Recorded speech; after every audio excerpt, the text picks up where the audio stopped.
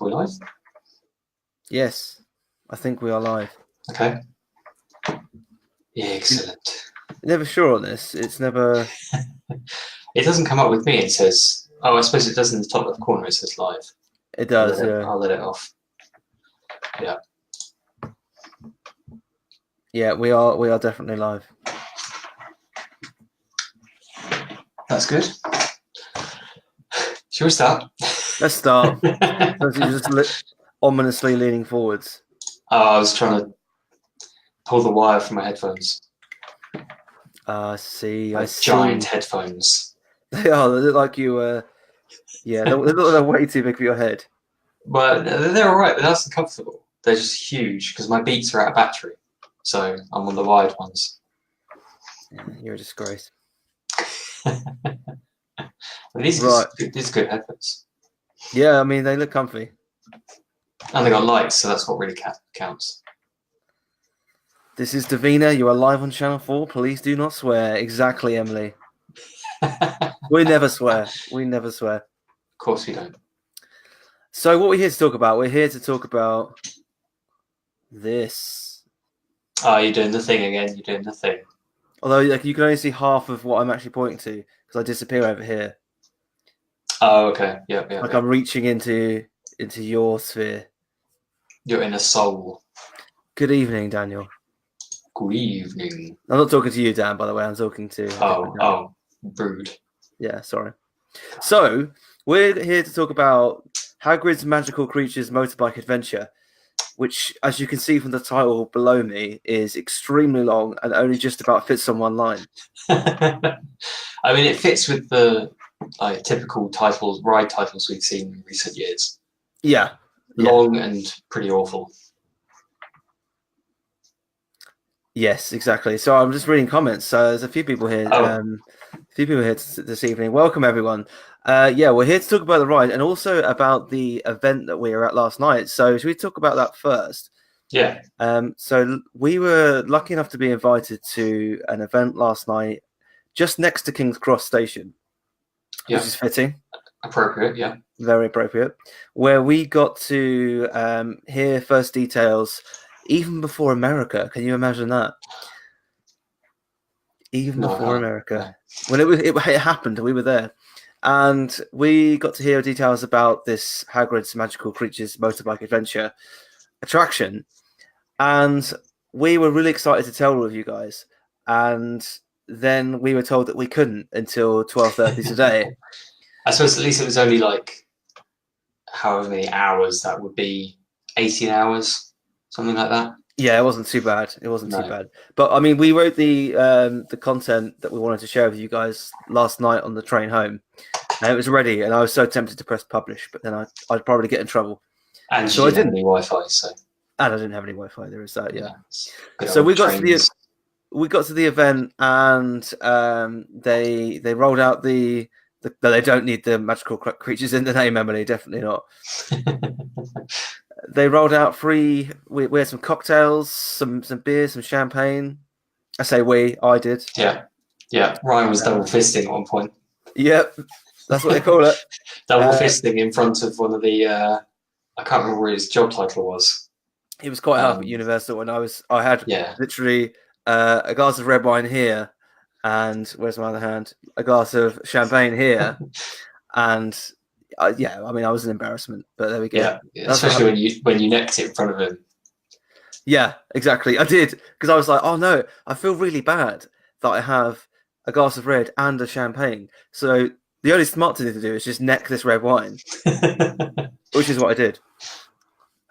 So we learned quite a lot about the new attraction. Some things that we were able to share with you guys on the blog today, and some things we aren't really supposed to talk about still. Surely we can. I mean, much like his character, Robbie Coltrane let a few details slip. And let's just say he shouldn't have said that. I was a little bit disappointed that he didn't say that. You know. After he let slip. Yeah. But it was really cool seeing him. It's really cool seeing the art director from the Harry Potter series, who's also worked on this attraction, and chatting to a few people from Universal who have put a lot of effort into this ride, and I know that we've talked about some of Universal's more recent offerings, Fast and Furious, and Which I they really do didn't think. mention, did they? No, it's funny because during that Really? presentation, they were talking about how Jimmy Fallon was one of the most recent new experiences to the parks and how amazing it was doing. Fast and Furious opened a year after Jimmy Fallon, and they didn't mention it once, which was interesting. Yeah, it kept stuff. It was in some of the videos, wasn't it, that they showed It was. off? It was. Maybe they made those before they got the reactions to the ride. Yeah, quite possibly. Trey awkward. So before we get on to the details and what we thought was cool about the ride, I think I've got to show off what we actually ended up walking away with. You got yours to hand, have you? I've got mine to hand. Who wants to see some merchandise? Because we've got some. And you know what? I am going to give both of these things away. So, are you? Yeah, I'm going to give both of these things away. Okay. So, I'll launch a competition in the near future with details on how you can win this. The first of which is the Monster Book of Monsters, as you can hopefully see here. There it is. It does bite. It does move. It was biting away on one of the desks as we were leaving. This one I haven't got working yet, but it does work, and it does come with batteries as well. So that was one of the items we got. And then what I can only describe as a not so freshly caught Cornish pixie, we also got here. I mean, look at his face. No expense spared. No expense spared. He's on something, isn't he? I mean, who's got that much gum exposed? What's going on there? He's been on the old.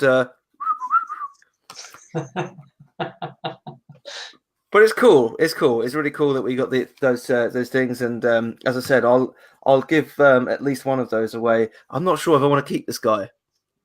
It's going to haunt your dreams. He looks so mad that I kind of like him. I did not think that was the way you were going to go with that. Emily says if you think they need to go to a good home, they're very welcome at mine. I mean, does anyone actually want this guy? Look at him. So we both got one of those. I'm sure somebody will love it. We both got one of those, and we both got the Monster Book of Monsters. I always forget the name of that, even though I'm a massive Harry Potter fan. So that was really cool, and to see Robbie Coltrane there, oh man, it was amazing, wasn't it? Yeah. They wheeled him out because he was in a wheelchair because he was having a knee operation, wasn't he? He's having a knee operation or he's had a knee operation? He's going to have one. Right. Okay. But he was in very good spirits. He's a very funny guy. Yeah. He seemed pleased to be there, despite his knee problem. Yeah, and he was definitely saying things that Universal execs. They say he was saying things that he wasn't supposed to be. Yeah. And you surely we can say it. What can we say? I mean, there's only a couple of details. Yeah. So what did he say? Small details. He said there's going to be an 18-foot drop. Yeah. That's not been revealed by Universal, but we can assume it's going to be that's actually true because they looked quite worryingly over it. Robbie Coltrane when he said it. And the other one was that not the attraction, but the bike will break down. Yes. At some point in the ride. Yes. So on the blog, I said things would go pear-shaped, but as it's video, and I mean, video is not evidence that we've done anything. Apart from it going on YouTube.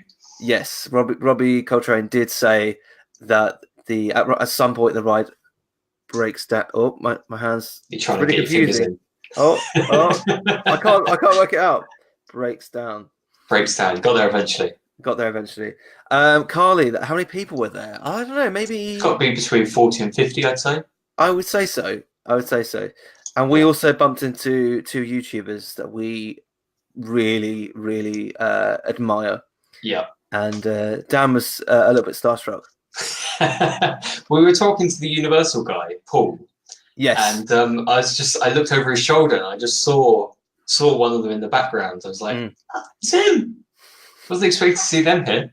Yeah. And then midway through a conversation with the Paul, who's lovely at Universal, I was just like, I'm sorry, 1 second, and then just went and chatted to this YouTuber.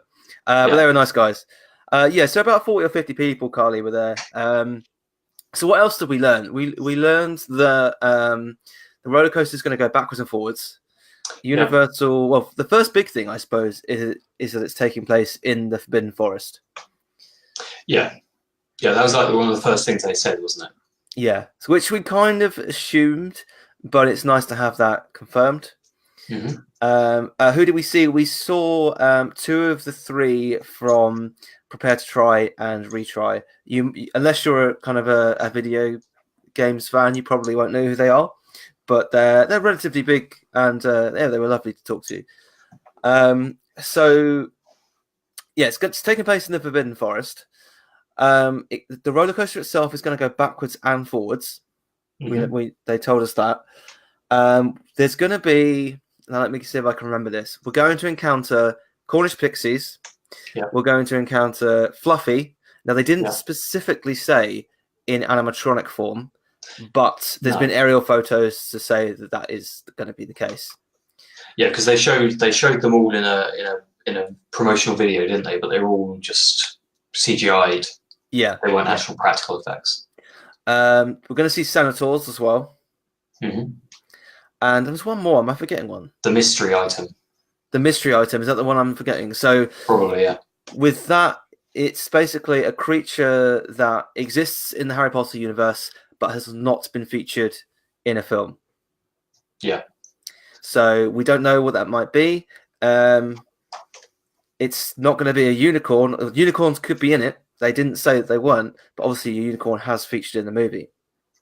Yeah, as Hagrid said as well, or what we call train. Yeah. Yeah. So yeah, he did kind of hint that a unicorn was in it. Well, didn't he just? He made it. He also made a Willy joke as well, because he said because he went unicorn and then went. Oh. Which was hilarious. Again, I'm not sure that they were particularly happy with it. He can get away with it. It's fine. Oh, he was great though. He was really good. They've planted over 1,200 trees to give the feeling of an actual forest. We've got Cornish pixies, Senators, Fluffy, a creature that we don't know about, and also at some point in the attraction, we're going to be seeing the Devil's Snare as well. Now, how Universal are going to pull that off, who knows? But this is, I'll be honest in saying, this is the first ride probably since the expansion into Gringotts that I've been really excited about from Universal, and learning these details last night was really cool. And I think from what we've seen and what they showed, it's going to be an incredible ride. Yeah, absolutely. I don't think it's going to be. I'm sure it's not going to be. It isn't going to be as intense as Dueling Dragons was, because there's not going to be any inversions. Because obviously you're just on a bike, aren't you? So yeah, that's not going to happen. But I think it's still good to see a quite fast track ride coming to Universal. Yeah, because it's going to hit speeds of up to 50 miles an hour. Yeah. Just before I carry on, I'll answer a couple of questions while I see them here. Will they have Aragog? There is no detail on Aragog. I'd say potentially, but we do have the spiders in the Forbidden Journey. So whether they want to repeat that, I don't know. And Devil's Snare, no, I agree. It possibly shouldn't be there. But then in the books, they don't say explicitly that Devil's Snare can't be found in the forest. So I guess that's how they're getting around that. But I did find it a bit odd that the Devil's Snare was there. Unless there's a part where you maybe go through the trapdoor, but that doesn't make sense either. I mean, Fluffy shouldn't be there either, really. But there we go. Yeah. Carly asks, is it near Hogwarts? Yes, it's in the same land as Hogwarts, and it is in the old Dueling Dragons / Dragon Journey location. So they've built this completely from scratch. The old roller coaster is no more. It's been completely knocked down, and this has been built in its place. Yeah, so it's just after you go past the Hogwarts Express, isn't it? As you enter Hogsmeade. Exactly. You go past the Hogwarts Express, and then you've got the what was the entrance to Dueling Dragons and Dragon Challenge on the right hand side. Yeah. I mean, if they're doing the forest, Aragog would make sense, Emily. It depends on when the timeline this attraction takes place. We don't know any details on that. They haven't been forthcoming on when in the film series or books. They usually base things on the film series, though, at Universal. They haven't said when this takes place. So, for all we know, Aragog could already be dead.